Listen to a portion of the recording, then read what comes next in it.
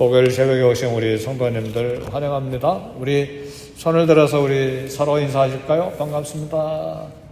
저 뒤에 우리 최 집사님도 오셨는데 반갑습니다. 요즘 자바시장이 많이 어려운데 우리 최 집사님, 물론 우리 윤 장로님도 마찬가지지만 조심하시고, 우리 선교사님들도 소식이 들려오는데 이렇게 상황이 그렇게 밝지가 않습니다. 뭐 기도 생활 나태하고 뭐 그런 밝지가 않다는 이야기가 아니라 바이러스에 노출이 돼서 이렇게 기도 제목들이 올라오고 그렇습니다.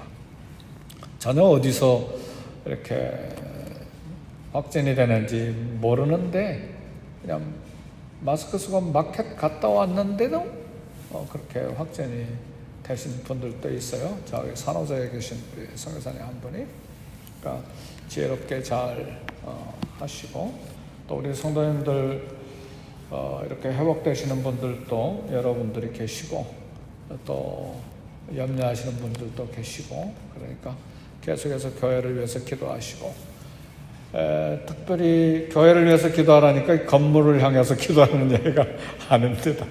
우리 교회는 우리 성도님들이잖아요. 그리스도의 몸, 우리 성도님들을 위해서 기도하시고, 특별히 뭐 여느 때 같으면 지금 특별 새벽 기도의 기간이잖아요.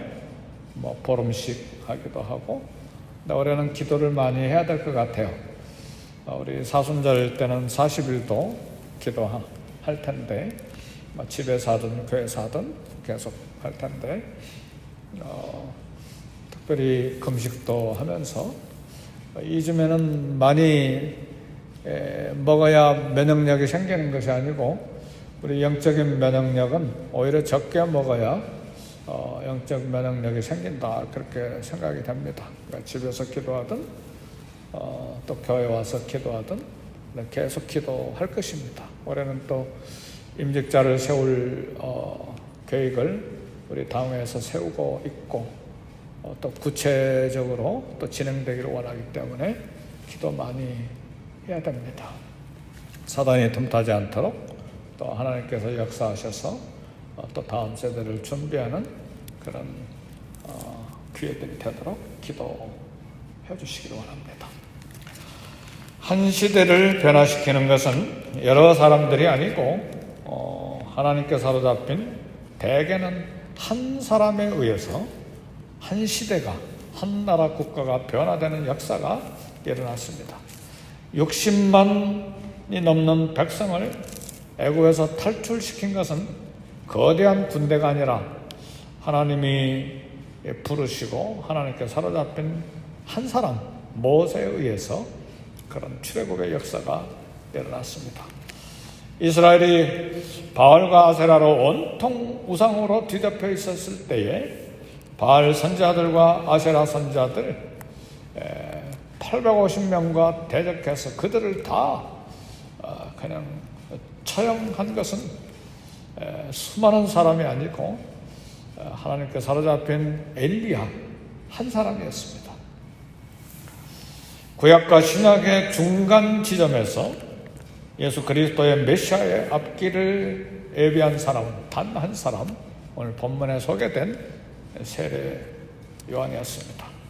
AD 약 27년경에 요단강 기슭에 사자 같은 울부짖음이 들려왔는데 그 메시지는 회개하라, 천국이 가까웠느니라.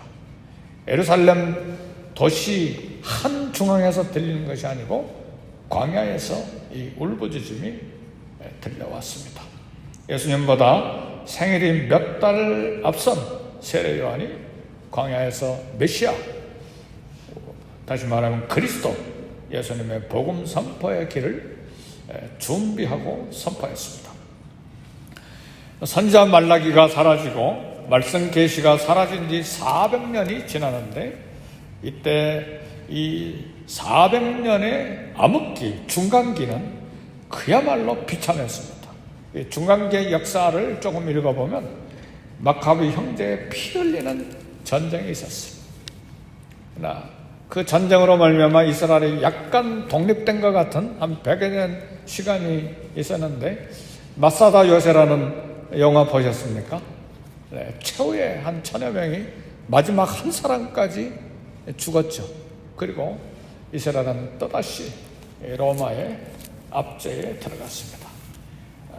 로마의 압제만 들어간 것이 아니고 종교 지도자들의 지독한 부패, 그야말로 부패 중에 부패가 깊숙하게 들어와 있고, 백성들은 가난하고 질병, 그야말로 영적인 야목기. 이때에 세례 요한은 생명의 빛, 생수가 되신 그리스도를 알리는 새벽의 종소리가 아니라 새벽의 확성기로 나타났습니다. 세례 요한은 좀 이야기들을 읽어보면 어렸을 때부터 빈들의 광야에 있기에 익숙한 사람으로 알려졌습니다.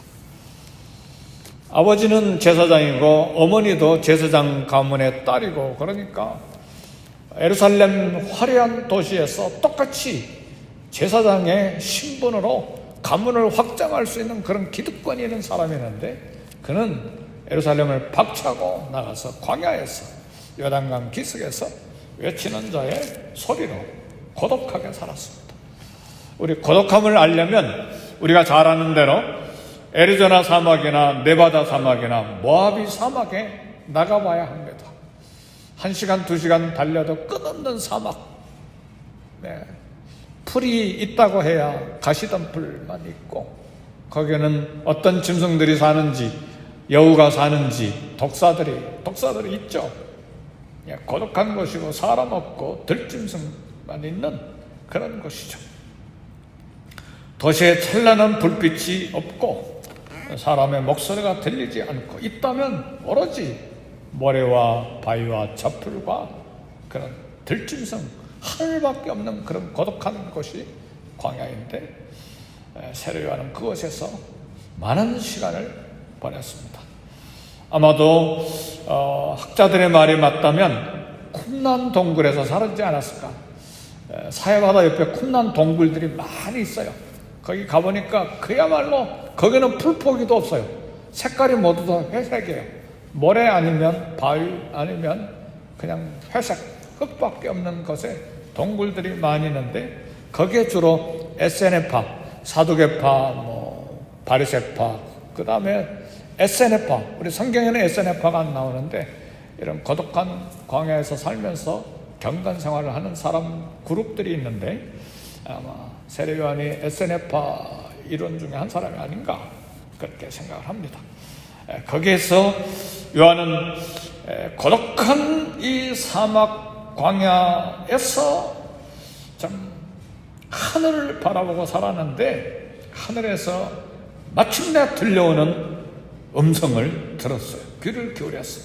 드디어 하나님의 음성이 들렸는데, 그것이 오늘 3장 4절에 있는 말씀입니다. 이사야 책에 쓴 바 광야에서 외치는 자의 소리가 있어 이르되, 너희는 주의 길을 준비하라. 그의 오실 길을 곧게 하라. 모든 육체가 하나님의 권하심을 버리라. 이 말씀을 얼마나 묵상하고, 이 말씀이 만일 이 이사야의 말씀이 두루마리 책으로 쿰란 동굴에서 이런 성경 복사본이 발견됐으니까요, 이것을 읽었을 것으로 생각해요. 읽는 것으로 끝난 것이 아니고 묵상하다가 심장에 부딪히는 하나님의 음성으로 받은 거예요. 세례 요한. 하나님의 말씀을 읽다가 내 개인적으로 심장에 들리는 음성으로 들을 수 있기를 제 이름으로 축복합니다. 그래서 그는 외치기 시작했습니다. 그의 외침은 위로의 외침이 아니고 달콤한 설탕을 바른 달콤한 말이 아니고 심장의 서늘한 목소리를 내기 시작했습니다. 그것이 3장 7절 이하에 요한이 세례받으러 나오는 물에게 이르되 독사의 자식들아. 선지자 입에서 이런 독한 욕이 나왔는지 모르겠어요. 우리는 독사의 자식들아 그러면 별로 욕처럼 안 느끼죠. 근데 독사보다 훨씬 약하고 훨씬 부드러운 욕이 하나 있어요. 개새끼들아. 우리 한국 사람들은 그게 더 큰 욕으로 들리는데 개보다 수십 배 악한 욕이 독사의 새끼들아. 누가 너희에게 일러 장차올 진노를 피하라 하더냐. 아마 회개할 생각은 없고 의식적으로 종교의식으로 종교 지도자들이 또 이게 뭔가 이단 아닌가 그렇게 이렇게 살피러 온 종교 지도자들을 향한 이야기일 거예요. 독사의 자식들아. 회개에 합당한 열매를 맺으라. 이미 도끼가 그 나무 뿌리에 놓여 있다. 좋은 열매 맺지 아니하는 나무마다 찍혀 불에 던져지리라.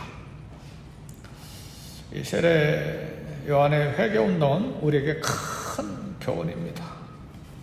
지금은 세례 요한 때처럼 철저한 회개운동이 필요한 시대입니다. 누가? 세상 사람들은 회개라는 말도 몰라요. 세상 사람들은 말씀 들을 귀가 없어요. 우리 교회가, 우리 크리스찬이 이야기를 들어야 됩니다. 지금은 성직자들까지도 돈을 하나님으로 섬기는 시대예요. 돈 때문에 모두 다 무너져요. 모두 다. 쾌락을 옷처럼 입는 시대예요. 미국의 수십 %의 목회자들이 설교하는 시간, 기도 시간보다 쾌락물을 찾아서 감상하는데 시간 쏟는다는 말을 미국 목사님이 이야기하셨어요. 그 강의를 제가 직접 들었어요. 열흘 동안 있는 동안에. 이 시대를 향해서 세례요한처럼 외치면서 회개운동이 필요한 시대입니다. 무감각한 시대, 양심이 완전히 마비된 시대예요. 그런데 이 시대에 누가 큰 소리로 외치는 목소리가 될 것인가? 우리 LA에, 미국에 누가 설교하면서 독사의 자식들아 이렇게 외칠 사람이 있어요. 당장 그 다음 주에 다 쫓겨나지. 아무도 그렇게 설교 못하지. 근데 이 시대에 큰 목소리로 외치는 목소리가 광야에서 들려왔는데 코비드 19이에요. 코로나 19 바이러스가 외치고 있어요. 회개하라. 천국이 가까워하느니라.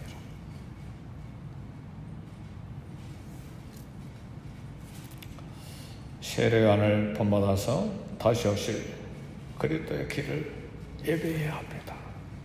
우리 주님이 정말 세례요한 때 이미 예수님이 오시기를 준비하시고 한 6개월 뒤에 오셨나요? 우리 예수님이? 네, 친척이잖아요. 우리 주님 오실 길을 예배해야 합니다. 깨어서 기도해야 돼. 우리 GM에서 2,700여 명의 선교사님들이 101개 나라에서 사역하고 있는데 1월 1일부터 부활절 마지막까지 100일 동안 금식기도, 릴레이 금식기도 하기로 했어요. 저도 동참하기로 했는데 지난 월요일부터 저는 시작을 했어요. 하루에 한 끼. 전 세계 2,700명이 금식기도 시작했어요. 우리 교단 선교사님들이. 우리들도 일주일 하시든가 한 달 하시든가 40일 하시든가 아니면 70일 하시든가 아니면 부활절 다음 주간까지. 부활절까지는 날짜가 좀 모자라요. 그러니까 부활절 주간 마지막 토요일까지가 100일인데 금식 하셔도 좋고 안 하셔도 좋지만 하여튼 기도 시간을 정했으면 좋겠어요. 교회를 위해서, 이 시대를 위해서 기도하고, 그 다음에 네바다 사막, 모하비 사막, 애리조나 사막으로 가실 필요 없어요. 지금은 가서는 안 돼요. 지금은 교회에 오셔도 되고 아니면 개인 골방에서 기도하시면 돼요. 그것을 광야로 생각하시면 돼요. 광야가 되려면 화려한 조명, 불빛, 네온 사인 보면 안 돼요. 즐기러 가서는 안 된다 그 말이에요.